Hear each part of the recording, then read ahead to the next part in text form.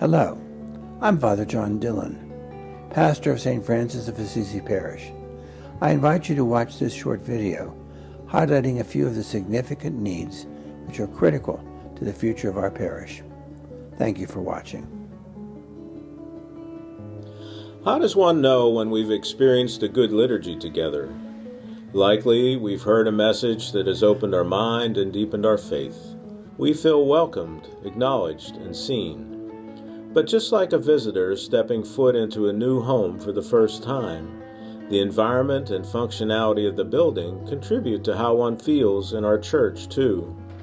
Our church is 50 years old. Over that time, our parishioners and guests have passed through our doors millions of times. Our faith home is showing expected wear and tear. It's time to make some repairs and improvements to our church, so all worshipers feel the joy of being there. Over the next few months, our parish will be engaged in a significant fundraising campaign to make major repairs and upgrades, replacing our heating, ventilation, and air conditioning system, buying a new organ, installing new flooring, carpeting, pews, and kneelers, and making some needed changes that will keep our lights and elevator operating. These upgrades are critical. They each play a role in making our church a functioning, welcoming, and vibrant place to know Jesus. The church's HVAC system plays a huge role in keeping our worshipers comfortable in our church. With the church's 4 units situated on the roof, their existence is nearly out of sight, out of mind. But with one of the 4 units already having failed, the consequences of any more units breaking would negatively impact the liturgical experience worshipers should have when they enter our church. Now listen to a few words from Tom Phelps, our contracting consultant and parishioner. Hello, my name's Tom Phelps, longtime parishioner here at St. Francis. I'm here today to talk about our HVAC equipment. We are at a point where we have 4 rooftop units that control different parts, from the gathering space to the sanctuary to the parish center. All of these units are well past their life expectancy and lifespans. A year ago we had a heat exchanger fail on one of the 2 units for the gathering space, and what we found is that we're at a point where we need to address our current systems and update them so that we have good serviceable equipment that will provide dependable heating and air conditioning to the parish for the years to come. When we replace these units too, we'll also get a cost benefit in our energy costs, because new units are so much more efficient than the units that we have up on our structure today.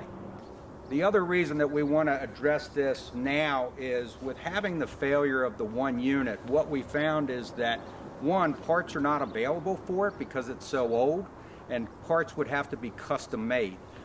The lead time on making parts, and also to manufacture new units, because these are made for this particular structure, is anywhere from 16 to 24 weeks depending on the market. This is very common. It's come down quite a bit since COVID, when it was even worse.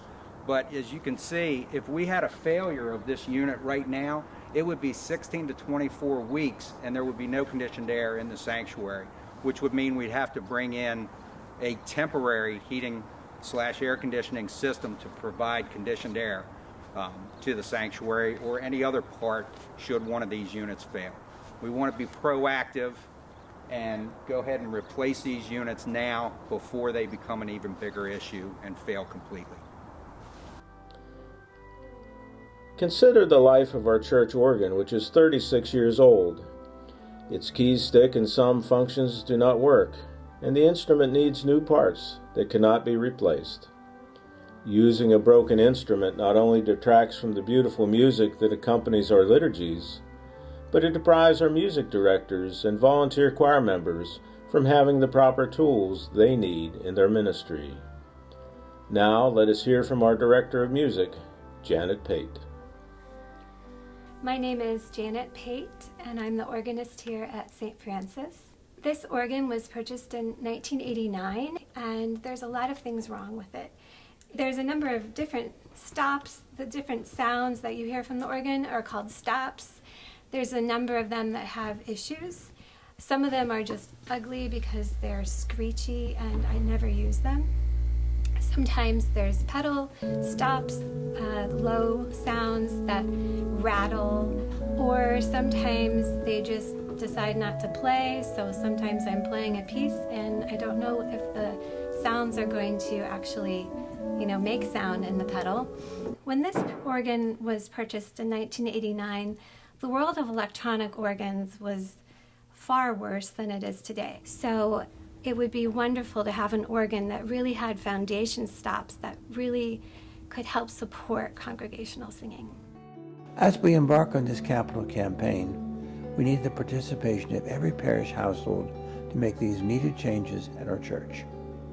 We ask that each family consider making a pledge. Please pray over how your family can contribute to give new life to our aging church. Help us maintain and restore our church so that your children's children can continue worshiping here. Thank you for your generosity.